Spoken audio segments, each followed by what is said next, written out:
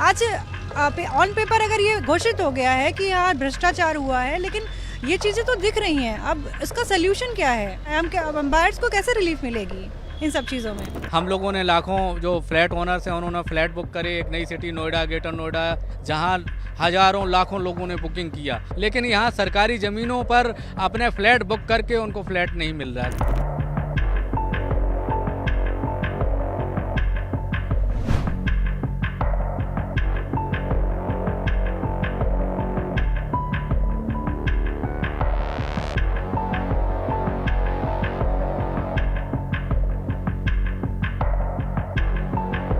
भाई अथॉरिटी का नुकसान से ज़्यादा जो फ्लैट ओनर्स हैं जिनकी जीवन भर की कमाई लगी है उनका नुकसान हुआ है। भाई आज अथॉरिटी है या बिल्डर हैं, किसके पैसे से चल रहे हैं? आज धन्यवाद कहेंगे कि सीएजी रिपोर्ट को आज उजागर किया है, ये पहले ही कर देना चाहिए था। भाई जो जनता फंसी हुई है, जो परेशान है, सड़कों पे घूम रही है, जिनको घर नहीं मिल रहा है, प्रोजेक्ट अनकम्प्लीट हैं, कंप्लीट नहीं हो रहे हैं, तो उसको ध्यान में रखना चाहिए। यूपी अपार्टमेंट एक्ट कानून था, फिर 2016 में रेरा कानून लागू कर दिया गया।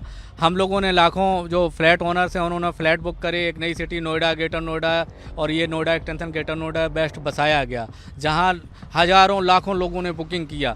लेकिन ये सरकारी ज़मीन पर वही फ्लैट बनने थे, लोगों ने बुक किए कि अनऑथराइज कॉलोनी नहीं थी।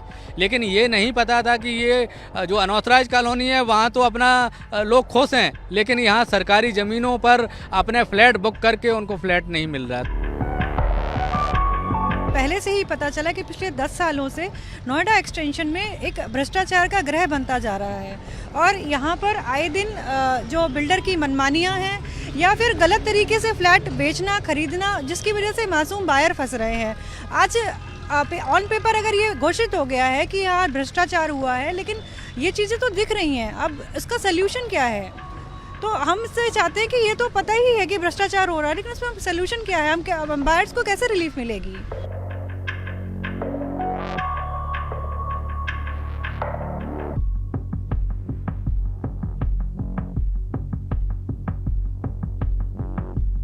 सीएजी की ताज़ा रिपोर्ट ने नोएडा में जमीन की बंदरबाट का खुलासा किया है। ये रिपोर्ट बताती है कि किस तरीके से नोएडा में अधिकारियों और बिल्डर्स की मिलीभगत से सरकारी खजाने को करीब 52,000 करोड़ रुपए का नुकसान हुआ है। ये रिपोर्ट जो है वो 2005-06 से लेकर 2017-18 के बीच में है, जिसमें ये बताया गया है कि जमीन आवंटन, अधिग्रहण और मंजूरियों में जमकर नियमों की अनदेखी की गई है। जाहिर तौर पर ये रिपोर्ट में कई और चीज़ों का खुलासा हुआ है। ये रिपोर्ट ये बताती है कि किस तरीके से जो नोएडा अथॉरिटी के जो अधिकारी थे वो बिल्डर से मिलीभगत कर जमकर नियमों की अनदेखी की गई है।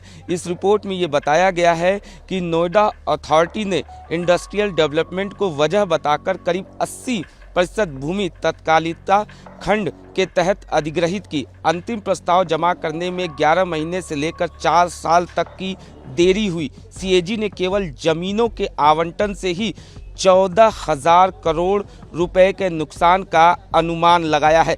जाहिर तौर पर इस रिपोर्ट में साफ तौर पे ये बताया गया है कि किस तरीके से नियमों की जमकर धज्जियां उड़ाई गई हैं।